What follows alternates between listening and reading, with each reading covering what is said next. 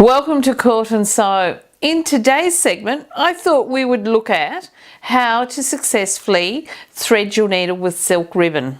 Now, silk ribbon is great for embroidery, but there's a few little tips that you need to be aware of which will help your embroidery work become a lot more successful. When you use the length of thread or the length of silk ribbon, what you need to make sure is it really no longer than 12 inches or 30 centimeters.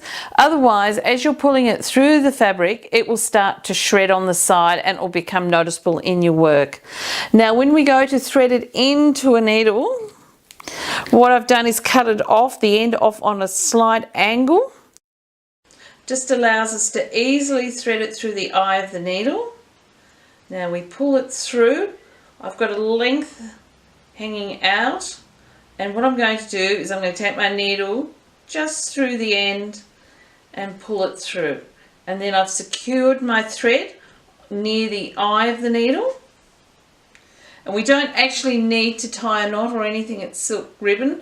What we tend to do is just leave a tail at the end and sew that in. So again, I'll just show you. I've cut off a little angle at the end of my thread, ribbon thread.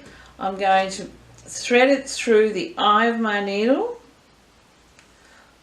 I've got a couple of centimeters hanging out. I then go through the edge and just pull it. And I've done a nice secure knot, so my needle's going to stay in place as I'm embroidering. Again, it's not too long, so that as I'm pulling my ribbon continuously through the fabric, up and down, it's not going to fray along the edges. So do bear these two techniques in mind and you'll find that your embroidery work with silk ribbon will look very effective.